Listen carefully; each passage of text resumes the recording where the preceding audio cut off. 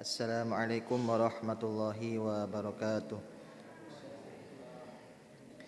Innal hamdalillah nahmaduhu wa nasta'inuhu wa nastahdi wa natubu ilaih wa na'udzu billahi min syururi anfusina wa min sayyiati a'malina.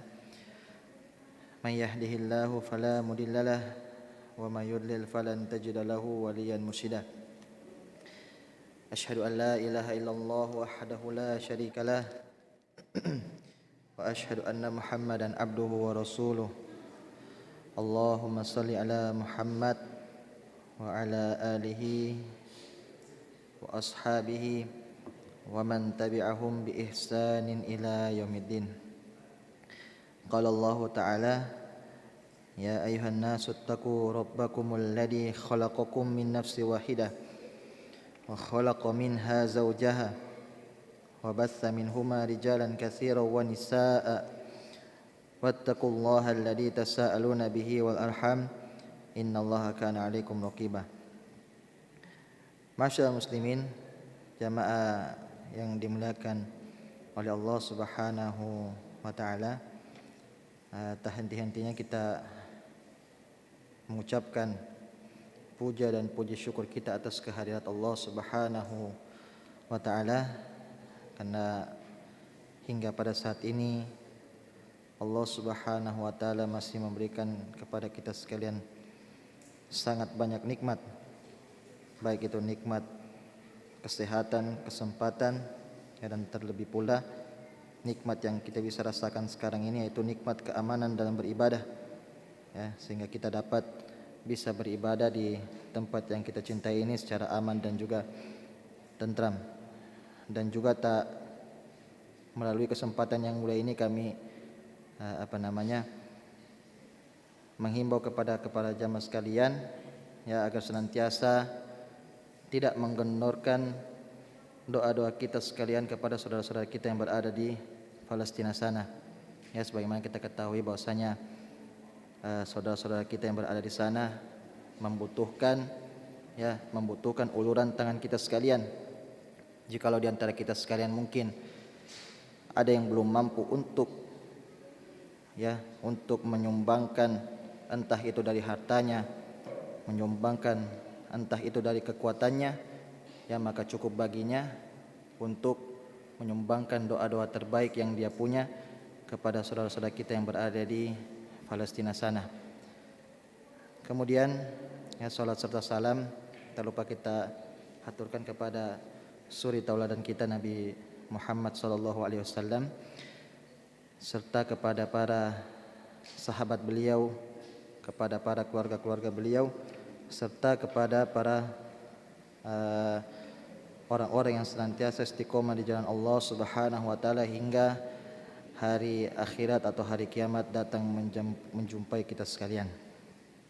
Taib jamaah yang dimuliakan oleh Allah Subhanahu wa taala, insyaallah pada kesempatan yang mulia ini kita akan menyambung, kita akan kembali menyebutkan masih dalam pembahasan syarat, rukun dan juga wajib serta sunnah daripada solat. Dan kemarin alhamdulillah kita sudah menyebutkan beberapa sunnah-sunnah daripada solat, akan tetapi pada kesempatan yang mulia ini masih ada beberapa sisa mengenai poin-poin yang berkaitan dengan sunnah solat, yang berkaitan dengan sunnah-sunnah solat. Adapun yang tersisa daripada sunnah-sunnah solat, yaitu yang pertama adalah sujud tilawah, sujud tilawah. Dan sujud tilawah ini dilakukan ketika kita sekalian membaca daripada ayat suci Al-Quran, yang dimana ayat tersebut ada ayat sajadahnya, dan tentunya hukum sujud tilawah ini hukumnya adalah sunnah.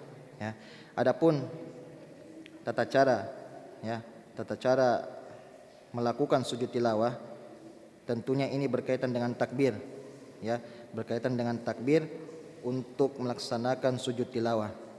Adapun tata cara yang pertama ketika kita sekalian melaksanakan sujud tilawah, yaitu tata cara yang berada di luar solat, tata cara yang berada di luar solat.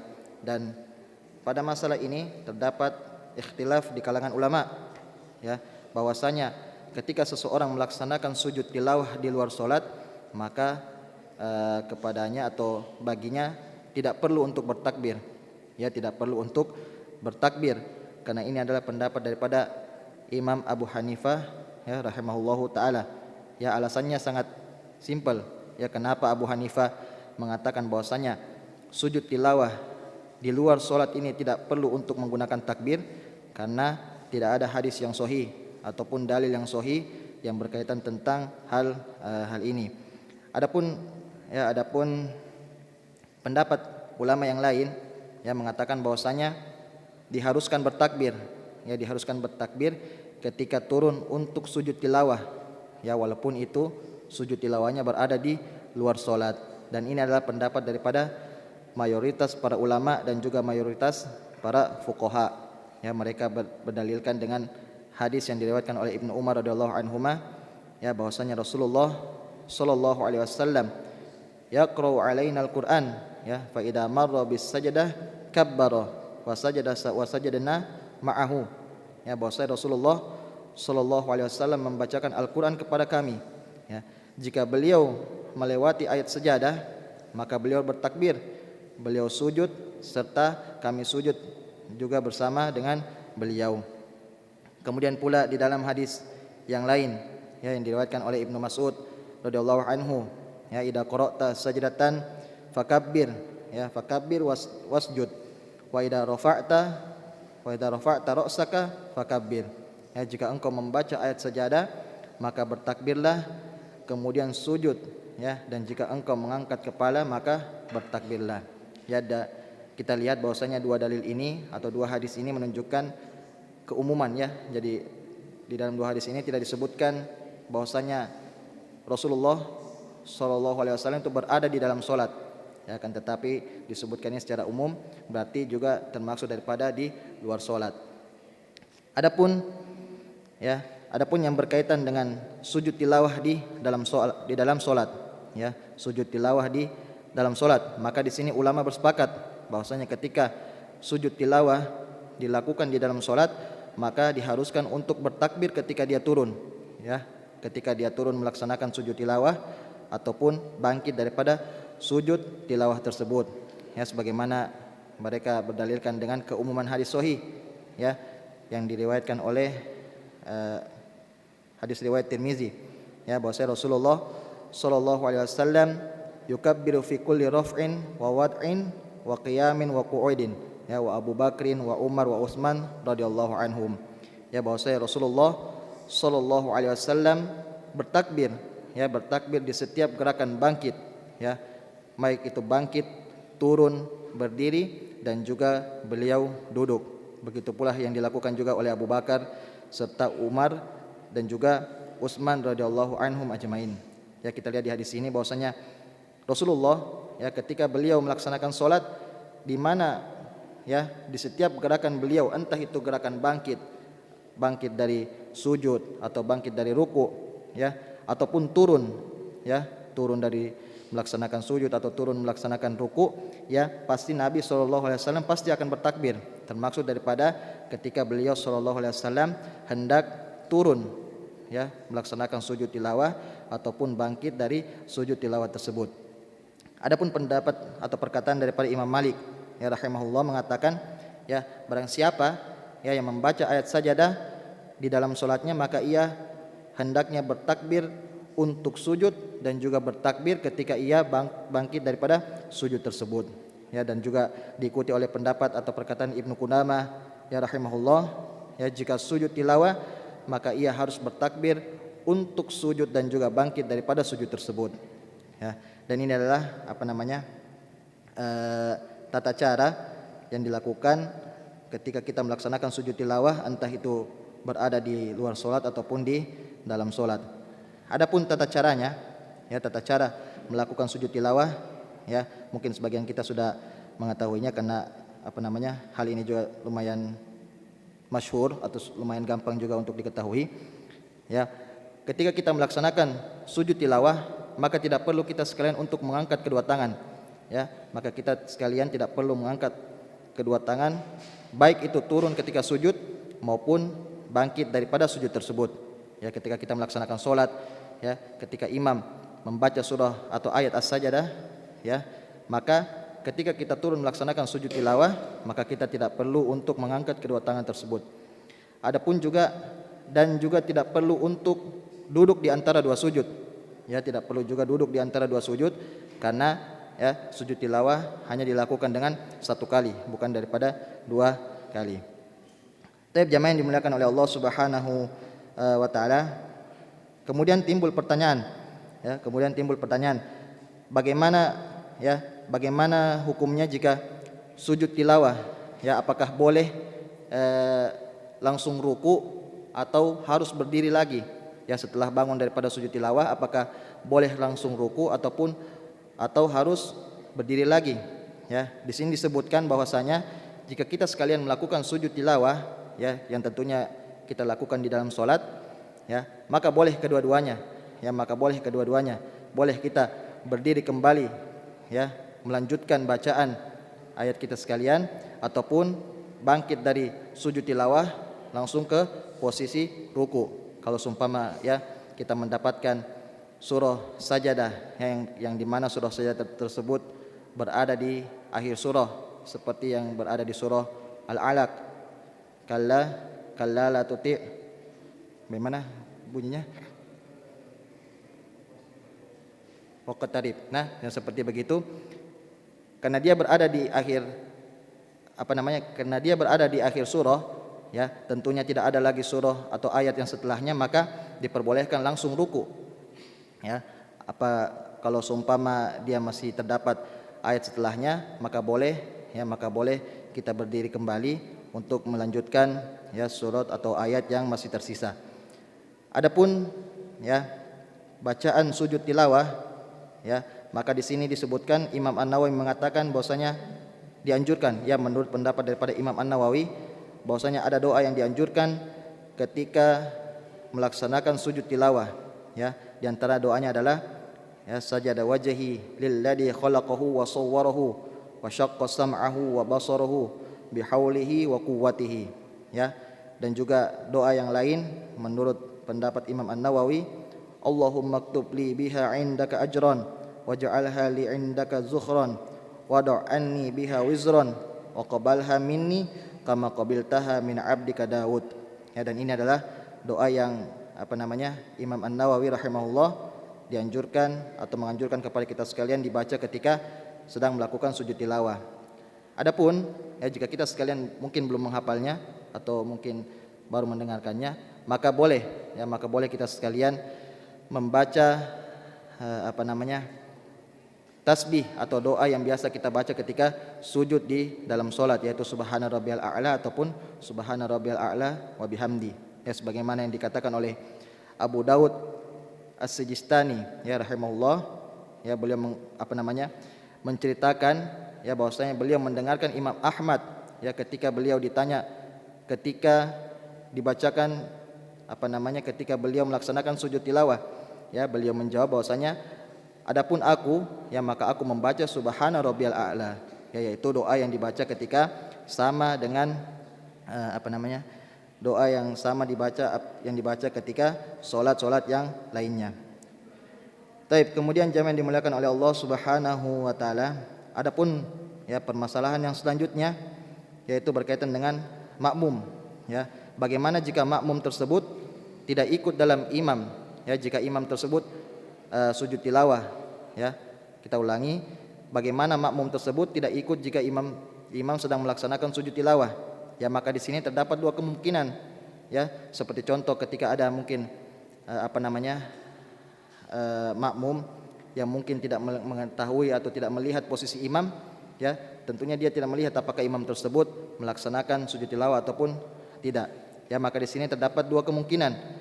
Kemungkinan yang pertama, ya, jika ia segera tahu, ya, jika makmum tersebut segera tahu, ya, sementara imam masih melaksanakan sujud tilawah, ya, maka hendaknya dia harus segera menyusul, ya, harus segera menyusul di dalam sujud tersebut.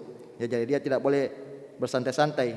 Ya, jadi jika ia segera tahu bahwasanya imam masih melaksanakan sujud tilawah, maka dia harus segera menyusul imam untuk melaksanakan sujud tilawah tersebut juga.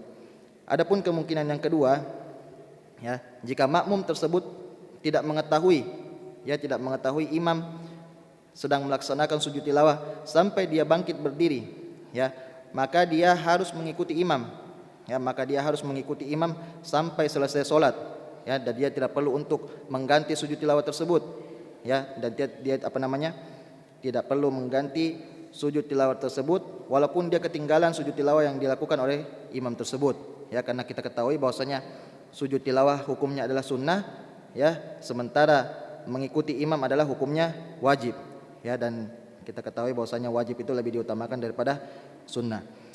Baik, jamaah yang dimuliakan oleh Allah Subhanahu wa taala, itu tadi sunnah salat yang berkaitan dengan sujud tilawah. Kemudian kita lompat pada sunnah salat yang terakhir, yaitu adalah salat ke arah sutroh, salat ke arah sutroh. Apa itu sutroh? Jamaah yang dimuliakan oleh Allah Subhanahu wa taala, di sini disebutkan bahwasanya sutroh secara bahasa yang diambil daripada kitab Mukhtar As-Sihah, bahwasanya sutroh adalah secara bahasa ma yustaru bihi kainan makana, adalah sutroh yaitu apapun yang menutupi, apapun yang menutupi. Kalau kita juga biasa secara bahasa juga sutroh itu gorden, kalau biasa kita lihat di kamus, sutroh itu biasa artinya gorden.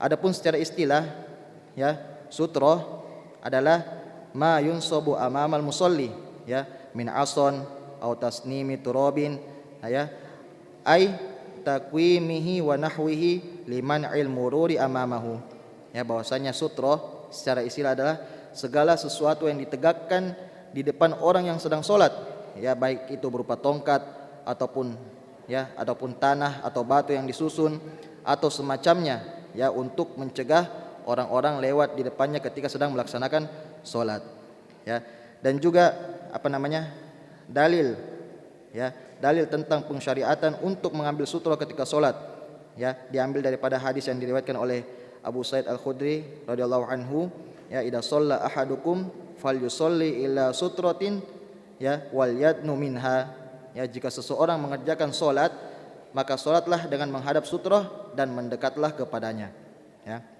Dan juga sebagian ulama mengatakan bahwasanya hukum menjadikan sesuatu sebagai sutroh ini adalah hukumnya mustahab, atau hukumnya sunnah, walaupun sebagian ulama juga mengatakan bahwasanya hukumnya wajib, akan tetapi yang lebih rajih bahwasanya hukum menjadikan sesuatu sebagai sutroh adalah hukumnya sunnah, sebagaimana yang dikatakan oleh Ibnu Qudamah, wala na'lamu fi istihbabi dzalika khilafan, bahwasanya kami tidak mengetahui adanya perbedaan pendapat dalam masalah mustahabnya hal tersebut atau hal sutra. Kemudian jamaah yang dimuliakan oleh Allah Subhanahu wa taala, dan mengambil sutra ini hanya berlaku bagi imam dan juga orang yang sholat sendiri, mengambil sutra ini hanya berlaku bagi imam dan juga orang yang sholat sendiri. Adapun makmum, maka makmum dia tidak perlu untuk mencari sutroh. Kenapa demikian? Karena sutroh mereka berada pada imam, berada pada imam, sebagaimana yang dikatakan Asy-Syafi'i Al-Maliki rahimahullah, dan disunnahkan sutroh bagi imam dan juga orang yang sholat sendiri. Dan adapun makmum, maka imam adalah sutrohnya. Kemudian, adapun hikmah, hikmah atau manfaat disyariatkannya sutroh bagi kita sekalian, yaitu agar kita sekalian ini bisa khusyuk di dalam melaksanakan sholat, agar kita sekalian bisa khusyuk, melaksanakan ibadah sholat, ketika kita sekalian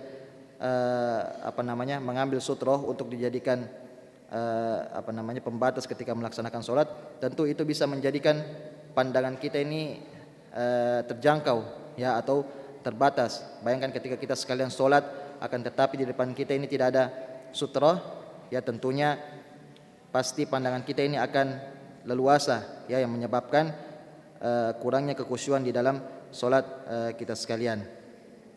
Kemudian, adapun batasannya, batasan atau ukuran-ukuran yang sesuai dengan sutroh, sebagaimana disebutkan atau dijelaskan oleh hadis dari Aisyah radhiyallahu anha, bahwasanya Rasulullah atau bahwasanya beliau mengatakan, yaitu Aisyah radhiyallahu anha, ya su'ila Rasulullah sallallahu alaihi wasallam an sutratil musalli, ya faqala mislu mukhiratir rahli, ya mislu mukhiratir rahli, ya bahwasanya Rasulullah sallallahu alaihi wasallam ya pernah ditanya tentang sutroh orang yang sedang sholat, ya beliau pun mengatakan seperti kayu yang diletakkan di atas punggung unta, ya atau yang biasa kita tahu itu seperti pelana, ya seperti tempat duduk yang berada di atas unta ataupun yang berada di atas kuda.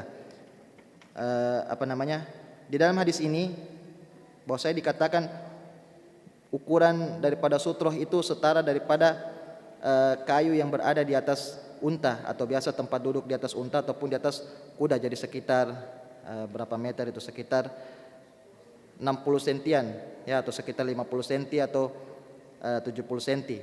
Ya akan tetapi batasan ini bukan menjadi bukan menjadi batasan yang pasti, ya akan tetapi ini cuma patokan saja, ya jika kita mungkin sebagian kita ingin membuat sutro, ya maka tentunya ada patokannya, yaitu akhiratul rahl, ya sebagaimana yang kita sebutkan tadi, yaitu kayu yang berada di atas bagian unta, ya atau tempat duduk daripada orang yang di atas unta atau pelana, ya jadi itu adalah batasan yang sesuai daripada hadis Rasulullah sallallahu alaihi wasallam. Adapun segi ketebalannya, ya kalau tadi kita berbicara dari segi ukuran tingginya, yaitu sekitar pelana kuda atau pelana unta. Adapun segi ketebalannya, ya maka tidak ada batasan sama sekali, ya tidak ada batasan sama sekali sebagaimana perkataan daripada Ibnu Qudamah. Ya adapun ukuran daripada sutroh dari segi tebalnya dan juga tipisnya, ya maka kami tidak mengetahui ada batasan di dalamnya, ya karena sesungguhnya boleh sutra itu bisa tipis, ya seperti anak panah ataupun alat perang, dan juga boleh tebal, ya seperti dinding. Ya jadi kalau tingginya itu memang sudah ada batasannya yang disebutkan oleh Nabi sallallahu alaihi wasallam, akan tetapi kalau tebalnya ya boleh tipis, boleh tebal, yang penting itu sudah cukup untuk menghalangi orang yang lewat di depan sholat kita ketika melaksanakan sholat. Kemudian jamaah yang dimuliakan oleh Allah Subhanahu wa taala, adapun yang selanjutnya masih berkaitan tentang sutro adalah jarak, ya adalah jarak sutro. Di sini sebutkan bahwasanya jarak sutro yang bagaimana kita sebutkan tadi. Kalau kita berbicara tentang hadis yang diriwayatkan oleh Abu Sa'id Al-Khudri, ya dikatakan bahwasanya idza shalla ahadukum falyusalli ila sutratin wal yadnu minha, ya bahwasanya jika seseorang melaksanakan solat, ya maka solatlah dengan menghadap sutro dan mendekatlah padanya.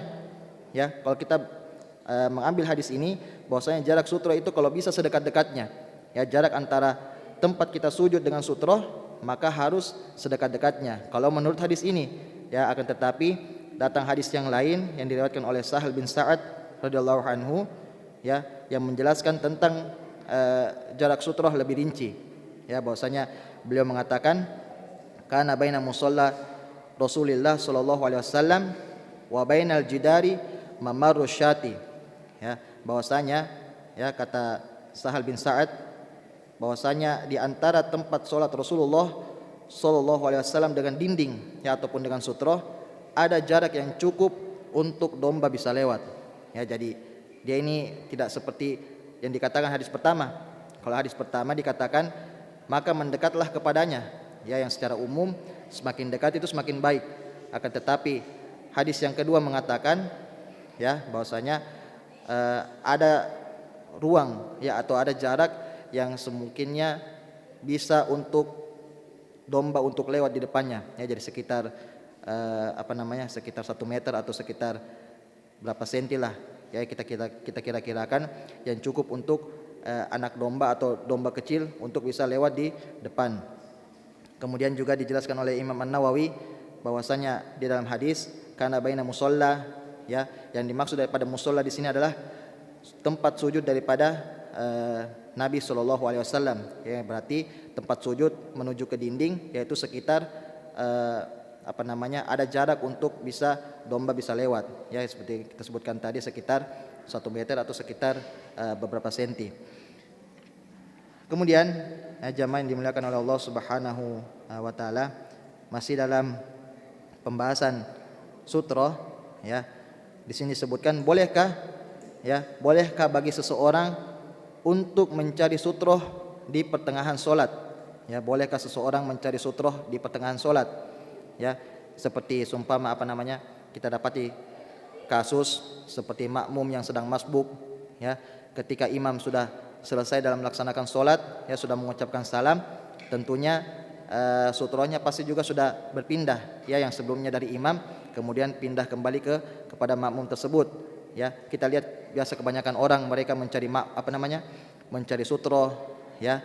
Dan di sini Syekh Utsaimin pernah ditanya tentang hal ini, ya, kemudian beliau menjawab bahwasanya hal ini, ya, yaitu mencari sutroh ketika melaksanakan solat atau di pertengahan solat, maka hal ini itu tidak disyariatkan. Ya, maka hal ini tidak disyariatkan menurut pendapat daripada Syekh Utsaimin rahimahullahu taala. Ya, karena beliau berpendapat bahwasanya para sahabat Nabi, ya, para sahabat Nabi itu jika mereka terluput daripada sesuatu, yaitu terluput daripada jumlah rakaat, ya, maka mereka ini fokus untuk menyempurnakan rakaat yang ditinggalkan. Ya, mereka ini tidak fokus daripada mencari sutroh, akan tetapi mereka fokus untuk menyelesaikan sisa-sisa solat atau sisa-sisa rakaat yang mereka tinggalkan. Kemudian juga beliau mengatakan, ya, adapun orang yang mengatakan bahwasanya sutroh ini hukumnya wajib, ya, pasti ketika seseorang mencari sutroh di pertengahan solat tentunya pasti, ya, membutuhkan gerakan-gerakan, ya, membutuhkan gerakan-gerakan tambahan di dalam solat, ya, seperti berjalan, ya, ataupun melangkah, ya, maka ini tidak disyariatkan, ya, sebagaimana kita sudah sebutkan bahwasanya gerakan-gerakan yang yang tidak penting di dalam solat, ya, maka tentu bisa merusak kualitas daripada solat kita sekalian atau bahkan bisa membatalkan solat. Yaitulah Syekh Utsaimin mengatakan bahwasanya mencari sutroh di pertengahan solat ini tidak disyariatkan. Dan juga beliau mengatakan bahwasanya tidak ada dalil, ya, tidak ada dalil yang mengatakan bahwasanya ada dalil yang menyebutkan untuk mencari sutroh di tengah-tengah solat, ya, karena sutroh ini dicari ketika solat ini belum dimulai, ya, bukan solat ketika sedang dimulai. Jadi sutroh dicari ketika solat sebelum dimulai. Dan itu adalah pendapat daripada Syekh Utsaimin rahimahullahu taala. Tapi jemaah yang dimuliakan oleh Allah Subhanahu wa taala, kita lanjut pada permasalahan yang selanjutnya, yaitu hukum melewati seseorang di hadapan yang hukum lewat di hadapan orang yang sedang solat, ya, hukum lewat di hadapan orang yang sedang solat. Dan masalah ini terbagi lagi menjadi dua keadaan, ya. Keadaan yang pertama yaitu melewati orang yang menggunakan sutroh, ya, melewati orang yang menggunakan sutroh, ya. Dan pada masalah ini terdapat lagi dua pendapat atau dua kemungkinan, ya. Kemungkinan yang pertama, ya, yaitu pada masalah melewati orang yang menggunakan sutroh, kemungkinan yang pertama yaitu melewati di belakang sutrohnya, ya, melewati di belakang sutrohnya. Dan ini tidak mengapa, ya, karena fungsi daripada sutroh yaitu membatasi orang yang sedang solat, ya, sebagaimana hadis yang diriwayatkan oleh Tolha, ya, bahwasanya jika salah satu di antara kalian meletakkan di hadapannya seperti, ya, khiratul rohal atau kayu yang berada di atas unta, maka solatlah, ya, dan tidak perlu untuk memperdulikan orang-orang yang lewat di belakangnya, ya, maksudnya di depannya. Ya, ketika kita sudah memasang sutroh, maka ketika ada orang yang lewat di depannya atau di belakangnya, maka tidak mengapa, ya, karena fungsi daripada sutroh adalah demikian. Adapun ketika seseorang melewati di antara orang yang solat dan juga sutrohnya, ya, dan ini adalah kemungkinan yang kedua, yaitu kemungkinan seseorang itu melewati di antara orang yang solat dan juga sutrohnya, yaitu di tengah-tengahnya, ya. Dan di sini disebutkan bahwasanya bagi orang yang solat hendaknya dia harus menghalau orang yang lewat di hadapannya, ya, harus dihalau sebagaimana yang disebutkan dalam hadis Abu Sa'id Al-Khudri, ya, idza shalla ahadukum ila syai'in yasturuhu minan nas fa arada ahadun ay yajtaza baina yadayhi, ya, falyadfa fa in aba falyuqatilhu fa innama huwa syaiton. Ya, jika salah seorang di antara kalian salat yang menghadap sesuatu yang ia jadikan sutra terhadap orang lain, ya, kemudian ada seseorang yang mencoba lewat di hadapannya, ya maka cegahlah. Ya, maka cegahlah. Jika ia enggan dicegah, maka tolaklah dia dengan keras. Ya, karena sesungguhnya ia adalah syaitan. Ya, kita lihat di dalam hadis ini bahwasanya ketika ada seseorang yang ingin lewat di hadapan kita, sementara kita sedang melaksanakan solat, ya Nabi mengatakan untuk ya falyadfa'hu, ya maka cegahlah dia. Jika dia menolak, fa in aba falyuqatilhu, ya falyuqatilhu. Yang maknanya di sini adalah perangi dia. Perangi maksudnya tolak dengan keras, ya bukan perangi dibunuh, tidak. Akan tetapi maka tolaklah dia secara keras, ya bukan berarti kita mengalah. Kalau dia sumpama ya kita melaksanakan sholat, kemudian ada orang yang lewat di depan kita, kemudian dia berkeras, maka kita tidak boleh mengalah dalam menghalau dia. Ya, jangan mentang-mentang karena dia mungkin bersikeras, maka kita membiarkan dia untuk lewat, tidak. Ya, menurut daripada hadis ini mengatakan fal yuqatilhu, ya maka lawanlah dia atau tolaklah dia dengan keras. Ya, karena sebagaimana kita ketahui bahwasanya seseorang ya yang melewati di antara sutroh dengan juga orang yang sholat, ya di sini terdapat ancaman yang sangat keras ya bagi orang-orang yang seperti ini, yaitu orang-orang yang lewat di di hadapan orang yang sholat, ya di antara sutroh dan juga orang yang sholat. Sebagaimana hadis yang diriwayatkan oleh ya Abu Juhaim, ya bahwasanya Nabi sallallahu alaihi wasallam, "Law ya'lamul marru baina yaday al-musalli madza alaihi lakana ay yaqifa arba'ina khairan lahu min an yamurra baina yadayhi." Ya, bahwasanya andaikan seseorang yang lewat di hadapan orang yang sholat itu mengetahui dosa yang dosa daripada perbuatan tersebut, niscaya dia pasti akan berdiri selama 40. Ya, berdiri selama 40 itu lebih baik baginya daripada dia lewat di hadapan orang yang sholat tersebut. Kemudian berkata ya Abu Nadar, la adri aqala arba'ina yauman aw syahran aw sanah. Ya, maka berkata Abu Nadar, ya bahwasanya aku tidak mengetahui yang dimaksud daripada Rasulullah ini 40 hari atau 40 bulan atau 40 tahun. Ya, akan tetapi dari hadis ini ya Nabi mengatakan 40 ini sudah cukup sudah cukup lama ya. Andaikan kita mengambil yang lebih cepatnya itu 40 hari, maka itu bagi kita itu sudah cukup lama ya. Dan di sini disebutkan kalau kita mengetahui dosanya itu lebih baik kita diam. Lebih baik kita diam 40 daripada kita melewati orang yang sedang sholat ya, karena dosa yang yang terkandung dengan hal tersebut. Kemudian juga ditegaskan oleh Ibnu Rajab ya bahwasanya melewati orang yang sedang sholat di hadapannya adalah hukumnya haram ya.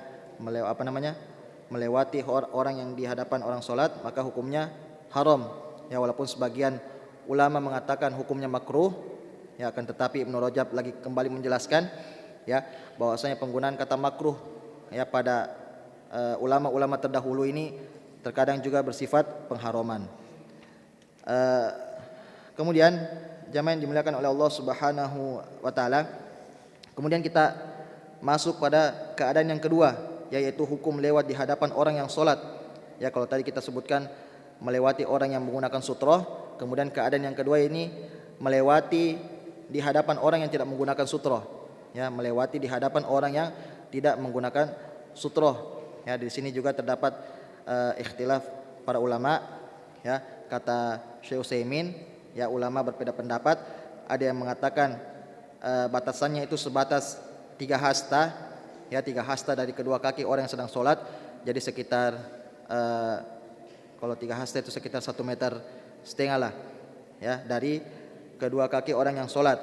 Kemudian ada yang mengatakan sejauh lemparan batu ya, sejauh lemparan batu, yaitu lemparan yang sedang ya, yang tidak terlalu kuat dan juga tidak terlalu lemah. Jadi sekitar mungkin setengah daripada masjid inilah, atau sekitar mungkin kalau bisa setara ukuran dengan masjid ini. Kemudian juga ada yang mengatakan ya yang dibolehkan bagi orang yang sholat untuk maju tanpa membatalkan sholatnya. Ya, ada juga yang mengatakan ya dikembalikan kepada kebiasaan atau kembalikan kepada urf ya. Dan juga yang terakhir ya dikatakan pula apa yang di antara kedua kakinya dan juga di tempat sujudnya. Ya, dan ini adalah pendapat yang paling roji. Ya, ini ada pendapat yang paling roji atau pendapat yang paling dekat dengan kebenaran. Ya, dari di antara di antara batasan-batasan yang kita sebutkan, maka batasan yang paling mendekati ya yaitu di antara kedua kakinya dan juga tempat sujudnya. Ya, jadi sekitar tangan. Jadi ketika dia bisa menghalangnya, maka itu batasannya. Bukan tidak mesti dia melakukan gerakan tambahan untuk bisa menghalaunya, akan tetapi ketika dia sudah cukup untuk mengangkat tangan, ya maka itu sudah cukup baginya. Tapi jamaah yang dimuliakan oleh Allah Subhanahu wa taala, kemudian yang selanjutnya yaitu bersutroh dengan garis, ya, bersutrah dengan garis. Di sini disebutkan ya hadis yang diriwayatkan oleh Abu Hurairah radhiyallahu anhu, ya, bahwasanya jika salah seorang di antara kalian sedang melaksanakan salat, ya, maka jadikanlah sesuatu benda atau sesuatu yang berada di hadapannya, ya. Jika tidak apa-apa, maka tancapkanlah tongkat, ya. Jika tidak ada tongkat, maka buatlah sebuah garis, ya. Dan setelah itu apa saja yang lewat di hadapannya, maka itu tidak akan membatalkan salatnya. Ya, akan tetapi menurut para ulama bahwasanya hadis ini ya diperselisihkan kekuatannya, ya, karena hadis ini adalah hadis yang lemah menurut menurut sebagian para ulama. Ya, walaupun sebagian ulama ada yang mengatakan hadis ini lemah, berarti mereka mengatakan bahwasanya menggunakan sutroh, ya, atau membuat sutroh daripada garis ini tidak disyariatkan, ya, tidak disyariatkan sebagaimana yang dikatakan oleh Imam Malik, ya, bahwasanya sutroh dengan menggunakan garis adalah sebuah kebatilan, ya. Sutroh dengan menggunakan sebuah garis adalah kebatilan. Adapun menurut Ibnu Qudamah, ya, beliau mengatakan jika seseorang tidak mendapati sutroh, maka hendaknya dia membuat sebuah garis. Ya, kenapa beliau mengatakan begini? Karena beliau menganggap bahwasanya hadis yang tadi adalah hadis yang sahih, ya, walaupun terdapat perbedaan para ulama. Akan tetapi ya menurut buku ini yang lebih condong adalah bahwasanya sutroh menggunakan garis ini tidak disyariatkan, ya.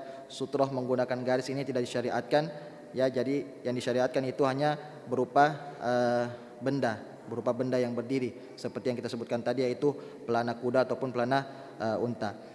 Jamaah yang dimuliakan oleh Allah Subhanahu wa taala, alhamdulillah kita sudah menghabisi bab yang keempat ini, yaitu bab daripada syarat rukun, wajib dan juga sunnah salat.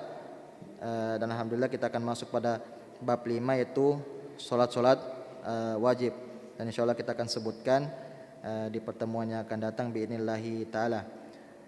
Syukran ala husni istimaikum wa ihtimamikum.